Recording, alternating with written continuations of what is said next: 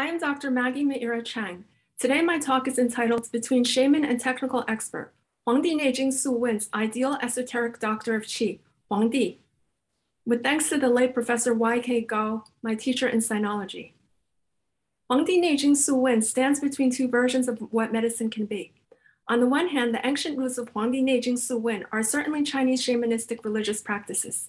On the other hand, the text, dating in its final formal composition to about the 2nd century BCE, already shows signs that medicine could become, in the shadow of a foundering art of shamans, a more technical skill to which any ordinary practitioner might lay claim.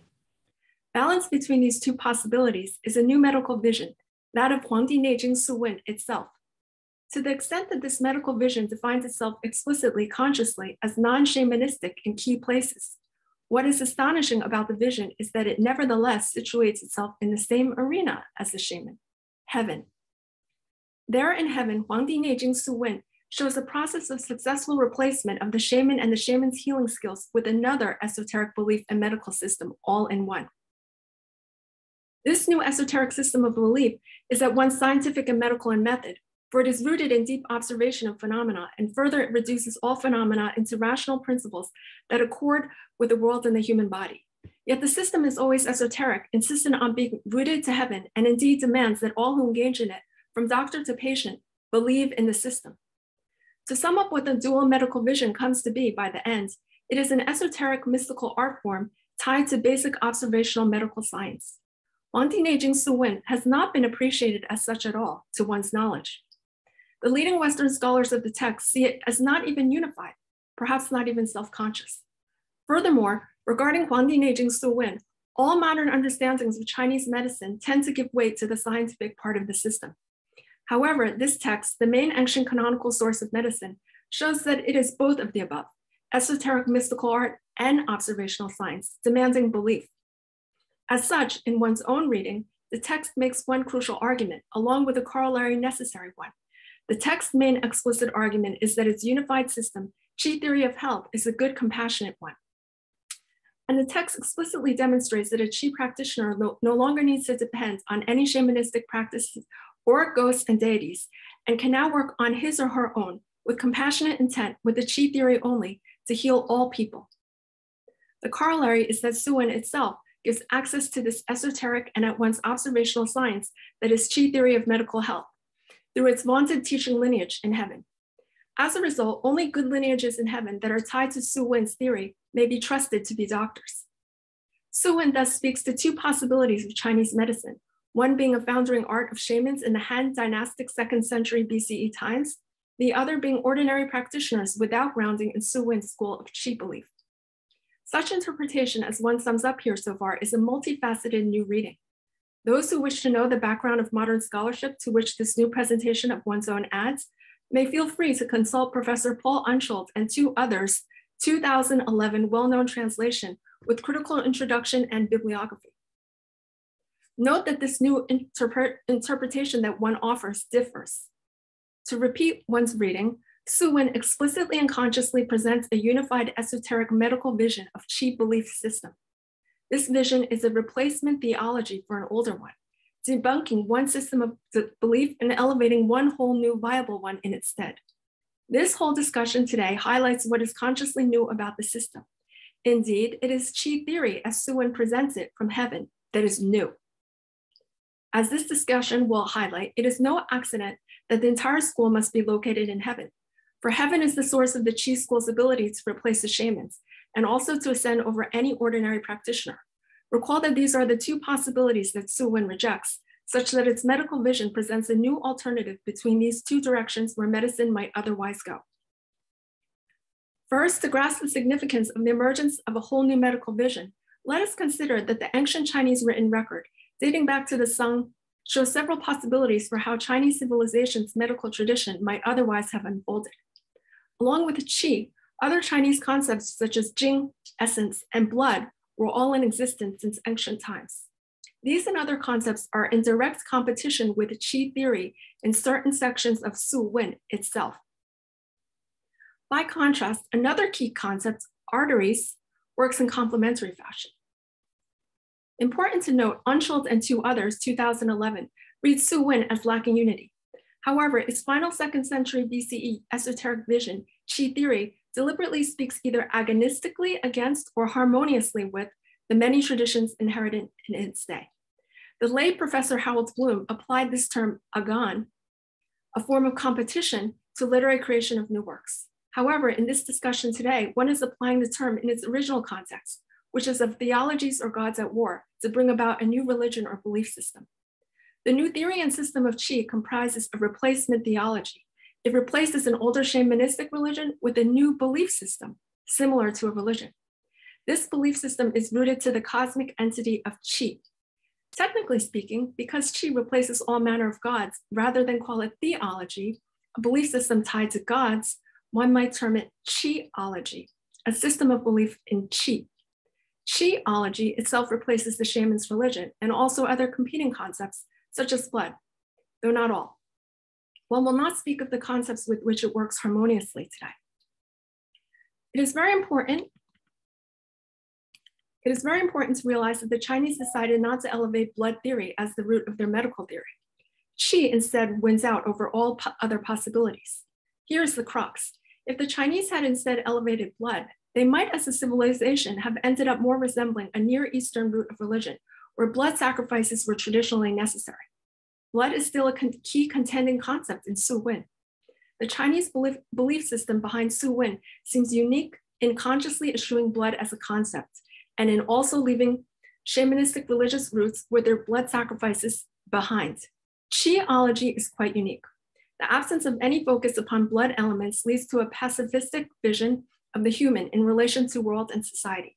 Uniquely, the only thing that must be ultimately believed in Huangdi Neijing Suwen is Qi. It is not at all a god or deities in the upper realm who demand sacrifices of blood and other allegiances. Qi is all-encompassing. That is a new belief one must have. And from belief in Qi, one must further believe that a person can be healed on the basis of Qi theory alone. Hence, Qiology. This is what carves Suwen out as different from its predecessors and possible parallels. It is also what distinguishes Suwen for the Chinese people. Qi is an entity close to the cosmic root. What one is asked to and required to believe in for success as a doctor or patient is this lineage of Qi-based health, rooted in Qi, the one shown in Suwen. It is a lineage that is without reliance on external deities, only teachers located in heaven, such as quite unique in world vision of ancient medicine. One hopes scholars will take note of this new theory of Qi, a replacement theology in Huangdi Neijing Suwen. 1. Belief in Qi theory of health as the basis of preventative health. A would-be doctor or patient must believe in a comprehensive theory of Qi health. Note that scholars have not attached importance to the key aspect of belief or religion here. Yet it is a system of belief, and Suwen accentuates this fact. The Qi theory of seasons is taught to Huangdi as a student in heaven, as with all the lessons, as one of his very first. A fabled doctor, a heavenly master, Tiansi, teaches it. The first principle is that all elements in the world are rooted in Qi. Qi might be understood as a kind of ether, air, or heavenly cosmic breath. The Chinese concept of it tends to be like the last one. It is good to think of it in this manner because it carries benevolent tendencies when followed correctly. Also, it has a flow and direction. Each aspect of the cosmos participates in the larger Qi and is also defined by its own Qi tendencies. Coming along to the human, the only thing that a human needs to do in order to maintain optimal health is to understand Qi theory at large and integrate himself or herself correctly with the larger Qi confluences. Below is a chart I draw up to show how this works. The chart shows that the cosmic or heaven and earth Qi goes by seasons, and the human must follow the seasonal Qi. Now I will share a screen.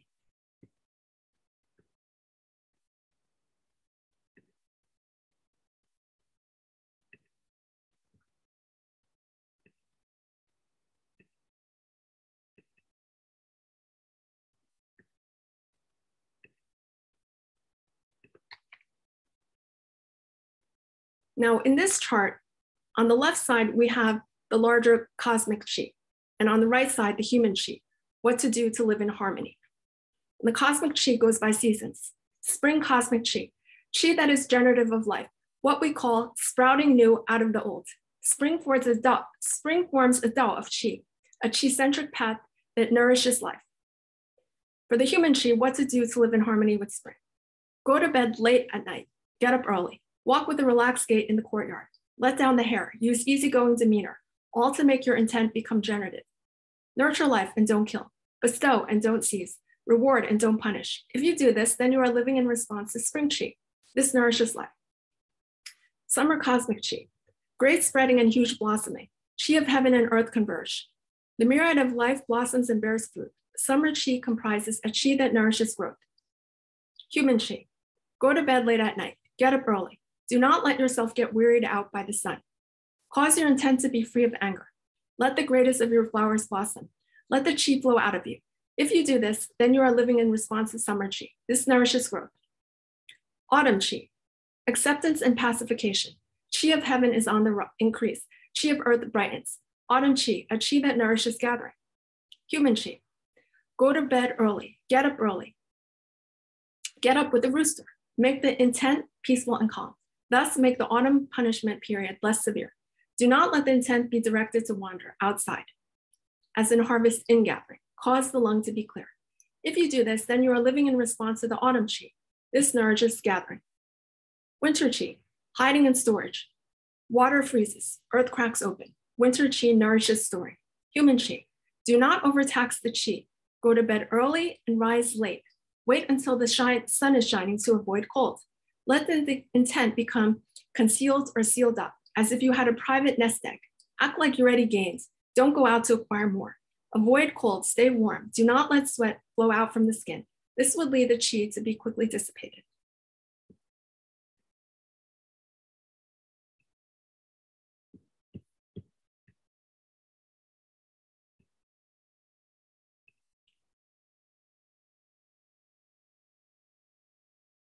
Okay, that will be it for the screen share.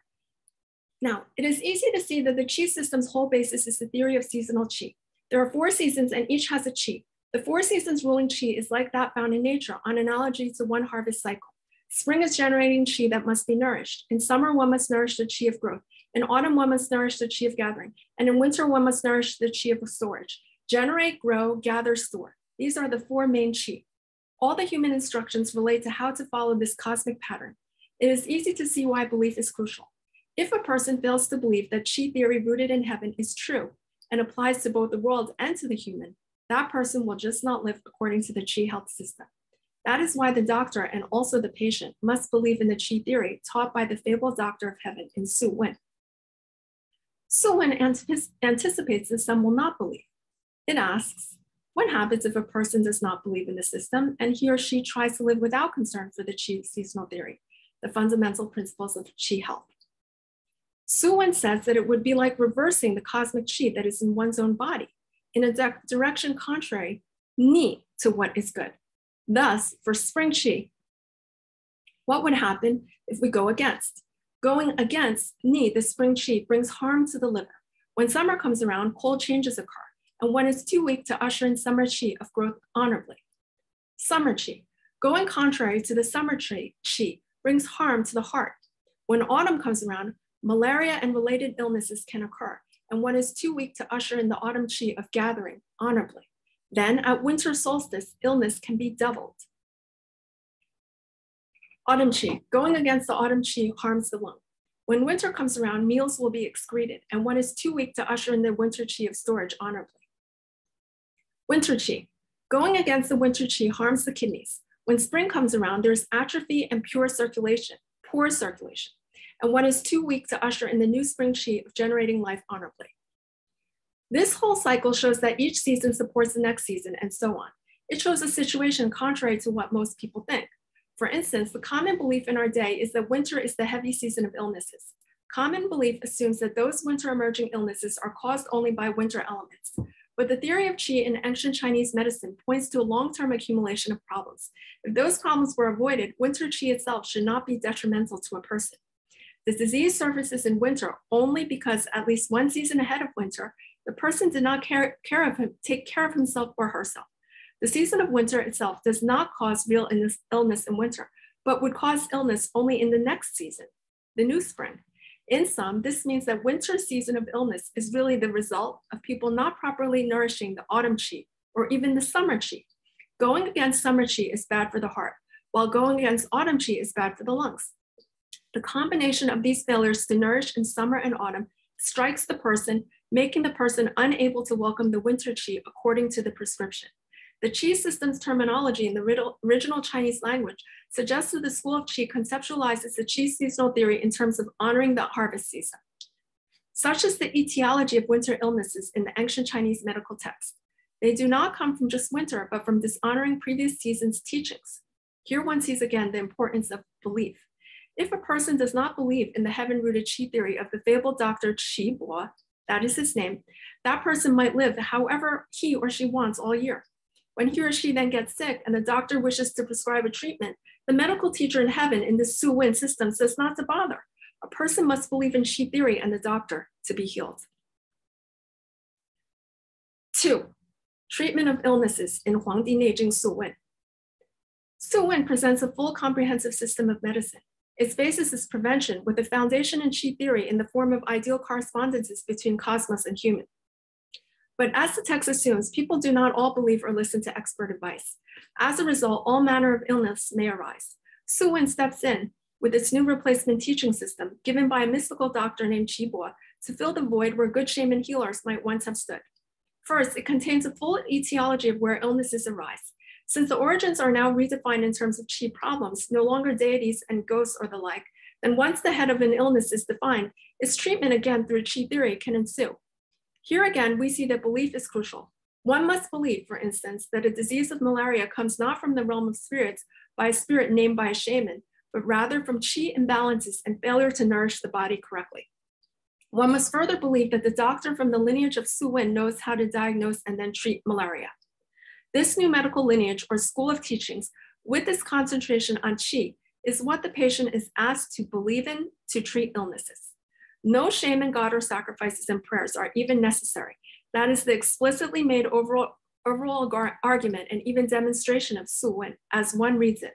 Other scholars do not see that this is a particular argument and demonstration made by this text, a conscious unified argument for replacement theology, or as one oneself noted, qiology, a belief system. To show how important the whole belief system is as a heavenly rooted one, the text states that if there are two patients treated the same way, the patient who does not believe will not be cured, while only the patient who does believe in the doctors and their new system will be cured. This shows that qi theory forms a belief system, just one that gets rid of shamans and their practices, and indeed explicitly, consciously replaces them with qi theory and qi experts. Scholars today sometimes discuss some vague transition in Chinese medicine that occurs as if it is osmosis, inevitable. Suwen indicates that it, as a text, is a conscious different stage of ancient medicine with a whole new belief system, qiology, a point not realized by scholars. One submits that the qi school agonistically ascends over shamans and some other possible schools and concepts. As for medical treatment in the system, if one looks at Huangdi Neijing Suwen, one finds that in fact, ancient Chinese medicine was fully equipped to heal the most severe illnesses that the Chinese encountered. Malaria is one example, taking up a full chapter's theory and arising many times in the book. The full symptomology and the timing of treatment is given in the text. Another severe illness that is mentioned is cholera. At least an illness similar to that one is mentioned as being treatable in the medical text. Other illnesses mentioned are ones like diabetes, stroke, and the one-side immobility that might arise from stroke. Many mental conditions related to serious illnesses are also treated as part of a holistic system, not on their own as mental phenomena. As an example of malaria was the one most common among severe illnesses in ancient times. That illness is given special attention by the book. The only reason why traditional Chinese medicine seems today hardly mentioned in connection to severe illnesses is also given in the book, is tremendous difficulty. That difficulty arises from the fact that esotericism is a crucial part of the system. The esotericism is located at all the key junctures of this new qi system that can prevent and also treat severe illnesses. Diagnosis and treatment all involve a certain esoteric wisdom that is not quite ordinary. One might say that the esoteric wisdom of qi theory and its medical experts replaces the esoteric realm of shamans. It is shown to be no less arduous. Yet that difficulty is certainly not to let any would-be student of ancient Chinese medicine despair. In fact, that very problem, meaning what kind of person may now ascend to the ranks of medical qi expertise, is a huge part of the main argument of Huangdi Neijing Suwen. The book argues and demonstrates that its qi expert can replace the shaman, and that the qi expert can achieve victory without any reference to gods or spirits, only through Qi's school of teachings. Who then can become such new qi expert? In ancient times, shamans were a rarefied class, yet qi powers are widely accessible to any sincere learner, despite being esoteric. Suwen's internal thesis is even a demonstration of this fact through its prized student, Huangdi. In sum, Huangdi himself is Suwen's answer to the question that now arises: who is eligible to treat illness in this qi belief system of health? To show Suwen's internal thesis that any sincere learner can ascend to great doctor, here I will start by pointing to the title. One of the perplexing issues that might come up for a reader, but which scholars seem not to my knowledge to have addressed, is why the title of the most important section of this book is Suwen. Wen is clearly understood by all people. It means just questions. Yet later I will show that there is another dimension to this seemingly simple term. But what about Su? Su in ancient times carries various meanings, such as white, plain, and others. A special Western Han Dynasty usage of Su is someone without an official title, without decorations usually conferred upon people with titles. Now, one's own reading of the Han Dynasty classical text milieu is that Suwen can be taken as an extension of this last meaning, unofficial, commoner. The title Suwen then can mean a layman's or commoner's questions. Most likely, one is the first scholar to offer up this exegesis. Many great scholars working on this text leave the title untranslated. In general, where it is translated by scholars, it seems to be understood as just basic. But what does basic mean? In one's understanding, Su refers to those simple questions that a person outside the hallowed sphere of the ancient specialty of the official shaman or court healer might ask. In other words, Su means layperson. Of course, a careful reader might object by saying that in most of the chapters, the one who asks questions of Fable's heavenly doctor is named Huangdi. As for Huangdi, note that I will explain what his name means in the new context of Suwen later in this discussion. First here, let us just say that Huangdi is taken to be a kind of imperial figure of Chinese myth. He is the figure who rises up to a vision in heaven to gain a vision of qi health and asks all the questions in the book. That figure must be imperial. So one might ask, how can an emperor, since Huangdi means the yellow emperor, be a commoner? It would seem that the larger point is that Huangdi is asking commoners questions. He is throughout the book a mouthpiece for any layperson's own challenges to the rising new medical expertise, the one that departs from shamans but still wishes to insist that is connected to Chinese religious beliefs. For if one looks at especially the first chapter of Suwen, the beginning, one sees that the kind of questions that Huangdi asked then are precisely ones that sound particularly naive or non-expert. They are what someone outside the medical profession, who has never much encountered medicine, but only has a common person's perspective and even relies on hearsay would ask. A novice's questions. For instance, naive voice asks through Huangdi, I've heard about this and now have a question on it. Namely, why is it that in past times people live so long, while in the present people start growing weak after just half a century? Huangdi at the start has no way of approaching the problem. Only as Huangdi learns from the medical teacher does he understand how to approach the problem as an expert would, and to ask the right questions. As he journeys up to heaven one lesson at a time to obtain his medical knowledge, his tutor, the mystical doctor Shibo, increases his understanding. Over time, he gains a lot of wisdom, and his questions all show the clear progress of his learning. He later asks deep, knowledgeable questions leading to cures. What Huangdi is tutored in is the deep wisdom of qi theory, which is now the new nexus of longevity. Huangdi and his commoners or layperson's questions are used as a simple technique of initiation into vast, abstruse, esoteric medical theory and system of Suwen. Huangdi stands in for the commoner and the commoner's tutelage by a great mystical doctor with his own qi school. But by the end of the journey in heaven, a journey in wisdom that is brought about through simple commoner's questions asked the mystical doctor in heaven, such as the structure of learning, until Huangdi becomes more and more learned himself. At that point, Huangdi shows he's no longer a commoner. Who is he? At the end of Suwen, in the final chapters, the reader is very surprised to find that Huangdi is himself now new medical expert. At the end, in the last chapters, there are no more Suwen, layperson's questions at all. Huangdi no longer asks them, for indeed, he is no longer a layperson, but the equivalent of a kind of licensed doctor in his day. His questions become more learned as he progresses. At the point when Huangdi questions themselves show most abstruse expertise, one realizes the basic term Wen in the title Suwen also carries the most pointed meaning, along with Su. Scholars tend to interpret Wen as referring only to the questions that Huangdi as student poses to the fabled doctor in heaven. However, one must recall that in the traditional Chinese medical system, Wen is one of 4 methods of diagnosis, where it refers to inquiry of the patient's health and illness or asking the patient questions. But where did the concept of Wen arise? Originally, Wen clearly formed the most important stage of the shaman's healing. The shaman would pose his question straight to the heavenly realm, asking the deities and ghosts who or what was responsible for the illness, and later how to propitiate the deity. Now, the special most important innovation of the entire Huangdi Neijing Suwen is that the shaman is shown to be deposed and even no longer part of the healing at all. The new emperor, unofficial Huangdi, is the one who asks the questions. In other words, a mere layperson learns how to ask the shaman's type of questions. That is the deeper point and of the title and text Suwen. He, Huangdi, the original layperson, asked 3 different kinds of questions. First, he asked the medical experts in heaven about qi, learning ancient secrets from his masters. Second, he asked himself reflectively. He is able to ask himself reflectively what the answers are to medical conundrums because he is thought to have internalized the ancient learning from his masters. Finally, he turns to the patient and asks the patient questions. All 3 types of Wen together are shown to depose the shaman's original key power of inquiry, Wen of the gods.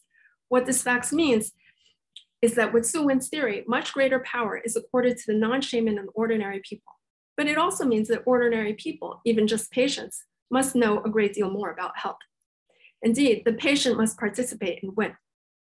Overall, Suwen as a title and text demonstrates that a layperson, Su, through layperson's questions, can in fact become a medical expert over the entire terrain of the shaman's questions through Qi theory, Qi school of belief. By knowing how to ask heaven himself and the ordinary patient questions, the layperson can become, as Huangdi does by the end, a true medical expert. Such is Suwen. Such is the internal thesis that Suwen demonstrates through the prize Huangdi as pupil, former layperson. The final answer to the question of eligibility then is that any layperson can ascend to the status of medical expert. This internal thesis is formally demonstrated by Huangdi's own medical mastery. At the end of learning in medicine, Huangdi sits in the Hall of Light.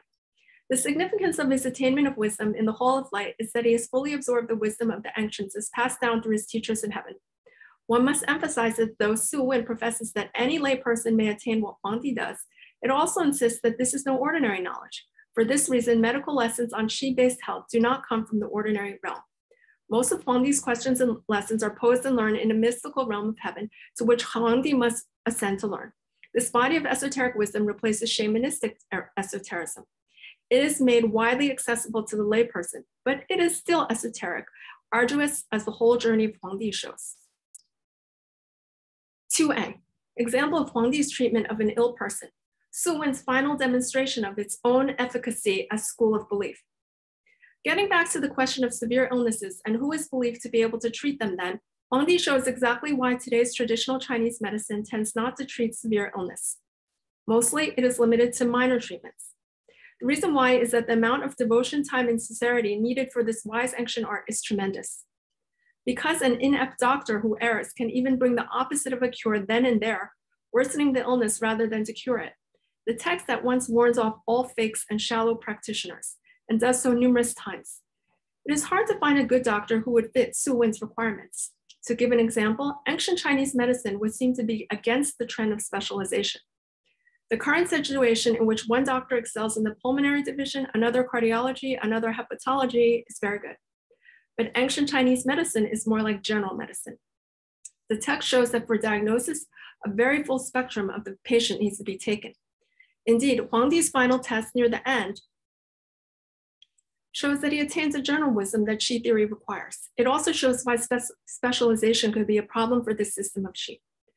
For any given illness, small or large, the ideal doctor in Suwen seems always to know so much about the patient, his state of mind, what he ate, his aspects, his habits, aspects of time, and just every part of his body and spirit are grasped all at once to make a diagnosis.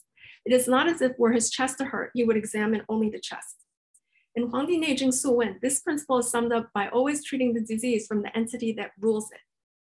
In order to find out what the real head, which rules the disease is, the doctor must see the whole person, not just one or two variables, which may be the effect, not the root or cause. Suwen prides itself on the fact that doctors trained in its qi theory can see esoterically to the true head of a disease. An ordinary doctor treating medicine as just technical science would often start at the wrong place.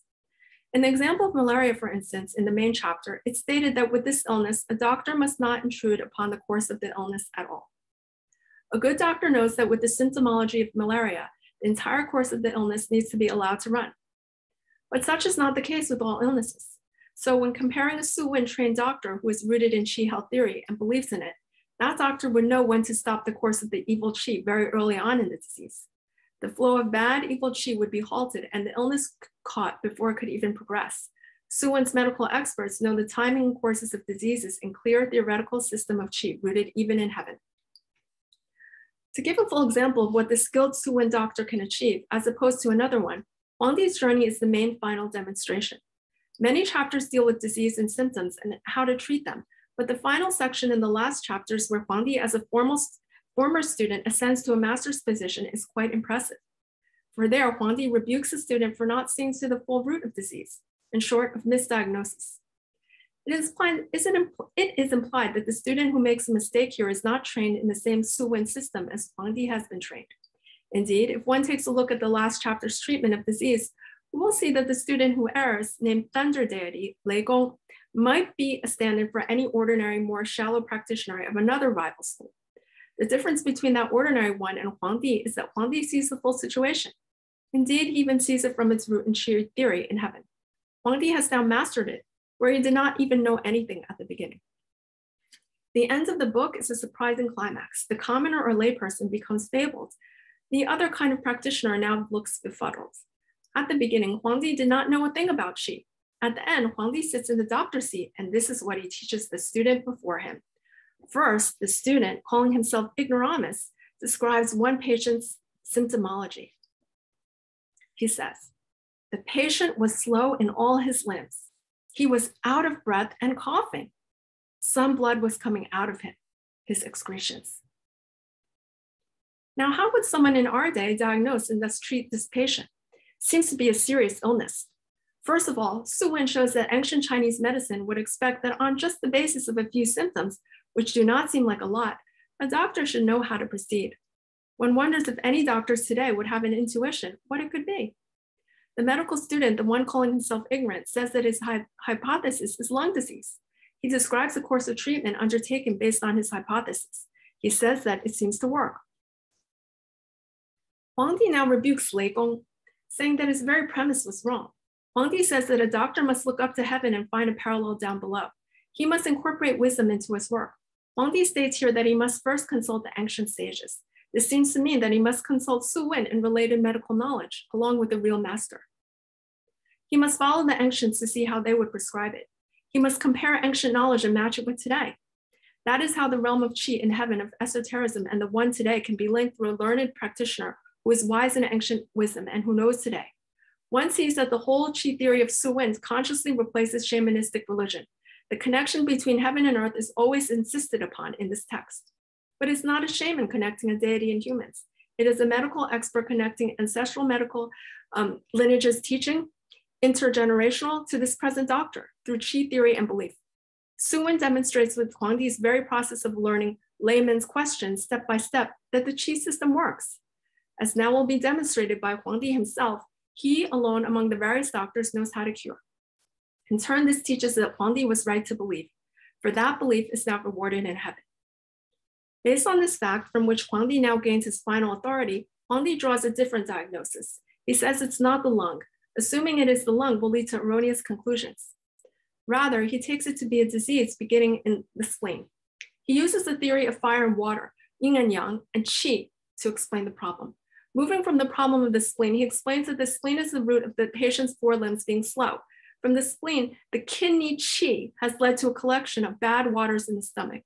The passageways have become obstructed, and the person for this reason has become short of breath and coughing. Here we see that a seeming lung disease is diagnosed by a new master. Huangdi is not controlled by the lung. Rather, its true head of disease lies elsewhere. The blood coming out of stools and urine comes from the fact that the qi movement is out of order, and thus the whole blood flow is not regular, leading blood to come out elsewhere. This holistic qi explanation, not the lung, is Huangdi's final answer. He is assumed to be correct. 3. Other aspects of Chinese belief in the qi system of Huangdi Neijing Suwen. To see further how Chinese belief is a firm part of Suwen, one might consider the Huangdi Neijing Suwen discussion of treatments.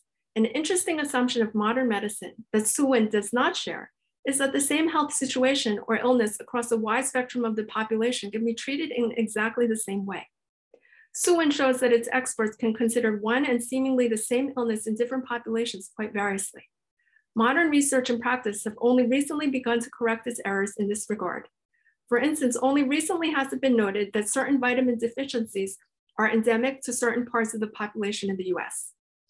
To take another example, with vaccines, it is assumed today that almost every adult can or needs the same vaccine. At most, if even so, there are differences in drug dosage. Now, in the Suwen, the wise Qihua has long started from a different assumption, namely, people differ according to lifestyles. The Chinese traditionally believe that the ideal ancient world comprises a society living a simple, rustic, ancient lifestyle. That is a good. Such society is defined by self-contentment. With simple desires and frugal habits, living in moderation and restraint, people in such ideal society would rarely fall ill. It is only because in later times, people become more complicated and their desires were to be excessive that illnesses develop. Illness in Suwen is tied to excessive desires and cravings. Along these lines, Huangdi Neijing Suwen draws a crucial distinction between non-meat eaters and those who regularly eat meat. Here's one example of just how comprehensive and nuanced the prescriptive course of medicine in Suwen can be. Vegetarians versus meat eaters form a clear boundary line in treatment and diagnosis. Such boundary line also gives a clear idea of why one says that the system is Chinese and not easily separated from ancient Chinese belief.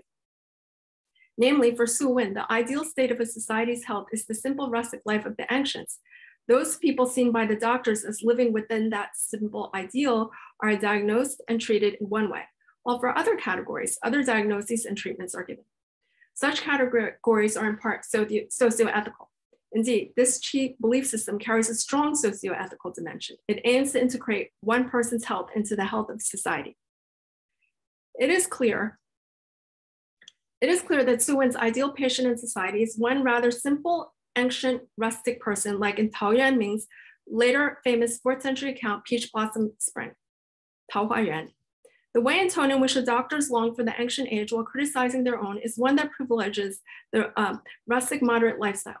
When it comes to prescribing cures, one sees right away what this means. In Huangdi Neijing Suwen, the ideal society is one where no illness or only minor rare ones would occur. Hardly any medicine would be needed. If there were illness, standard herbs alone would suffice. The harder illnesses would only require wine or alcohol-based tonics.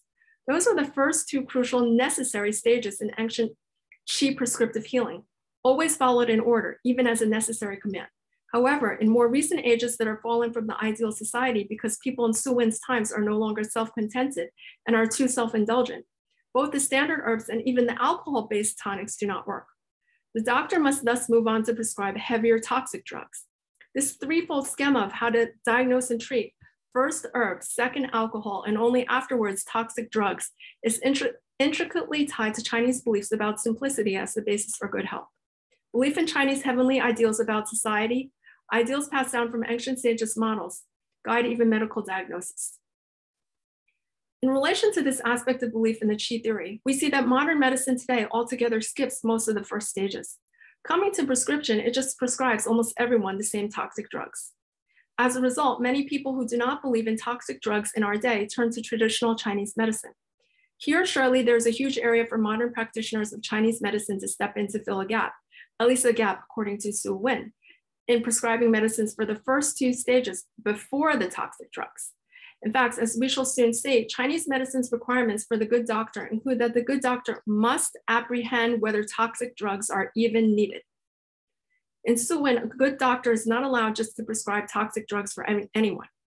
Here we see that Chinese ancient belief system of qi and ideal human society leads to a parallel program of diagnosis above as well as in this section that is graduated into steps, with each step corresponding to a belief and observation about people's lifestyles and what they eat. 4, Huangdi's agreement. Many other beliefs central to the Chinese people can be found in the Suwen treatise. Here, one will include today's discussion with a summary of one mini Chinese version of famous ancient Greek Hippocratic oath, orkos, found in Suwen. It shows what the doctor must not only believe but practice, how he puts his belief into his medical practice. Since scholars have pointed to various other schema of Chinese medical ethics, one wishes here to lay out one schema of ancient ethical beliefs of the Qi system of Suwen. Huangdi is taught that if he wants to use needles, which needles form the entire spectrum of practical cure in ancient times, then he must follow 5 steps in order. They are: 1, regulate his spirit, meaning concentrate in mystical awareness. 2, nourish his body. 3, know how to prescribe toxic drugs. To explain what this means, it means understand all the drugs in usage, also know how to prescribe according to ancient Chinese beliefs, some of which were mentioned above.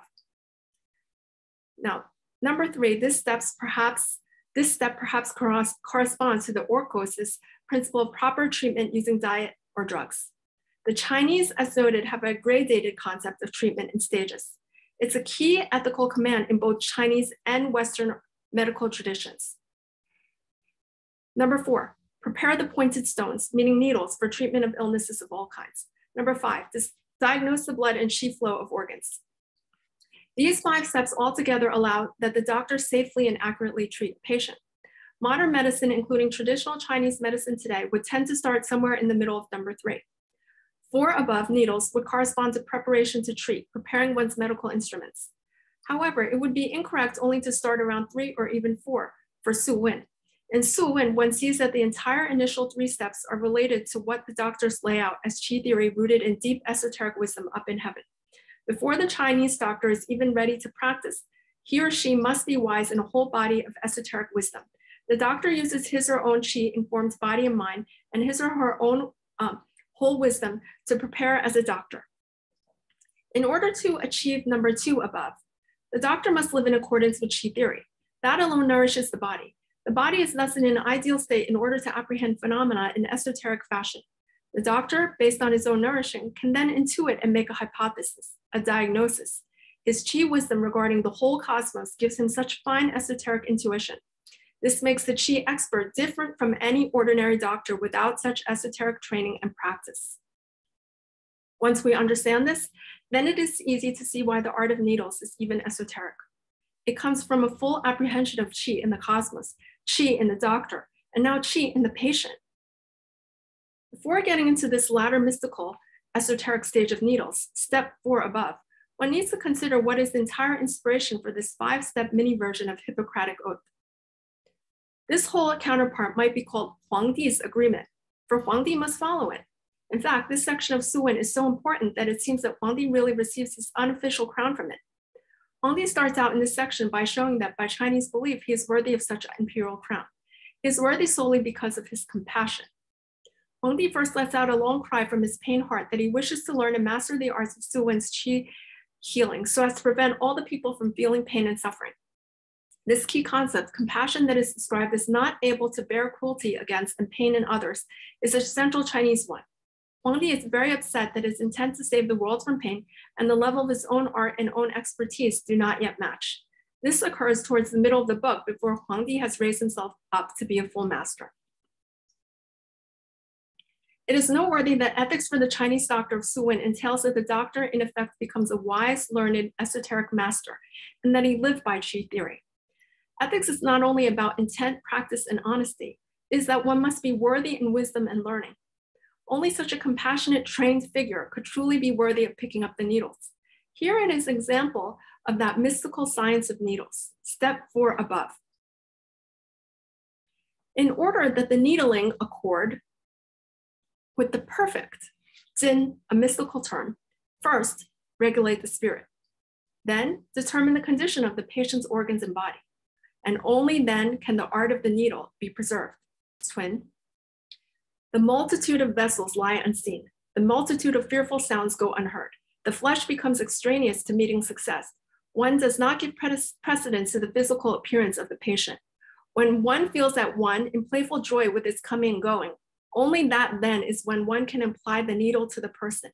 The moment of decision is briefer than the split blink of an eye. The hand moves along like a smooth duck. The needle gleams and is steady. Calm the mind and focus the gaze on the meaning, envisioning the occurrences as they would change. Such is called esoteric. With no one to sense or know a physical manifestation, success is known only by the crow-like ooh-ooh sighing sound of the qi arriving. Failure is known only with the ji-ji delinquent sound of delay. No use to watch it fly by like a shaman. One would not know what happened, who it was, meaning if there was a god involved. The reason why this section sounds metaphorical and esoteric is that it's meant to be in the text. The language of Suwen becomes poetic and mystical here. The reason why is that the medical doctors want to make sure that the novice understands that needles form a realm of mystical learning. The whole point here is that only one with compassion and deep training under a master could achieve success. One oneself would bring up Zhuangzi here because Zhuangzi is the obvious model. The medical master teaching Huangdi insists that there will be no manifestations or outward signs even indicating to the practitioner whether success or failure has occurred. The last part, such is called esoteric. This last paragraph means that when the doctor is done, only his own listening to the movements in almost hushed silence will tell him if he did complete his mission or not. There are sounds that are like sighs or erroneous moves that he or she alone should now hear. The medical expert tells him not to approach this moment as if watching something fly by. There will be no trail of feathers or a bird to tell him what happened. Important to note, there's no deity, no spirit. The doctor here knows from his own wide experience, without even seeing a physical sign, that he has succeeded. Such doctor resembles Zhuangzi's esoteric cicada catcher or butcher. Here in this section, Suwen's overall point that a doctor who is trained properly works mystically on his or her own is clear. This is explicitly stated in the same section. In ancient shamanistic healing, the shaman might pray and receive a response. The deity or ghost would tell him answer. Suwen's point reiterated elsewhere explicitly is that this qi-based system in Suwen is a mystical path that one can nevertheless do on one's own without a deity. This idea is emphasized in this very section on the 5 categories of the new doctor figure. The new doctor figure must embody all 5 categories, for the text says that he or she now works alone without spiritual figures guiding. His work on his own means that the medical doctor moves into the culture's most vaunted role of the shaman. The belief system that had been tied to various deities and spirits, a whole panoply of them, now surrounds qi theory, with the special medical lineages in heaven. Such school of qi belief addresses 2 main groups. One is the shamans that it is explicitly displacing, but the other ones are more ordinary and technical schools. These other doctors are sometimes disparaged. What Suwen builds up is the idea that only a good doctor's lineage can save China with compassion, because only it is truly learned, wise, and compassionate. Though the shamans are gone, a good system is still necessary. Qi-based health of Suwen is that good news system. It is a comprehensive health and medical system at once esoteric and scientific. 5, conclusion. Though Suwen starts as a layperson's questions, it becomes a compassionate emperor's questioning heaven's most vaunted medical expert, Qi-Bo, to know the secrets of cure. Anyone can become an emperor in the sense of Huangdi, such is the point of the treatise, but only if he or she believes.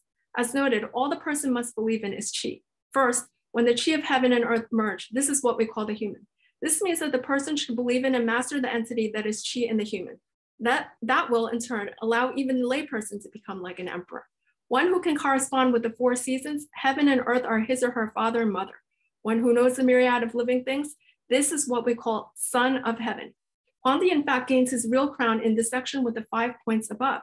He becomes Huangdi emperor due to his compassionate desire to master qi. Huangdi Neijing Suwen charts the process by which any layperson, by believing in the qi system and receiving it from the ancient sages in heaven, can become like a compassionate emperor who saves the world. This is the formal end of the lecture. Now for the questions and answers. Here, to conclude with the question and answer session, one has chosen a few layperson's questions coming out of the Foundation's received questions. One will show what answers Suwen gives. Question 1, what kind of other information about the patient does the doctor need to ask aside from categories already mentioned, such as meat or non-meat eater, patient's lifestyle, feelings, and so forth? Answer. An important category of diagnosis that is not usually mentioned in modern medicine today is geography. The ancient Chinese experts were wise in all branches of learning. They understood that people might develop certain illnesses according to regional differences. The latter might come from regional factors, but also local customs, with some places being more indulgent than others. This category of geography is easily understood in our day, since those in dry air versus human ones might have different illnesses, and mountainous regions might experience different health than low regions. This category, geography, is not usually emphasized, whereas in Suwen, it is an important category. It allows one to formulate new medical hypotheses that scientists may then explore in their research. Question 2. Is the Qi health system mainly physiological? Is it primarily belief about the body in relation to the cosmos or more? Answer. Qi health system lodges the ethical dimension of human life within the physiological. A person cannot care for his or her own health without at once being kind and concerned about other people.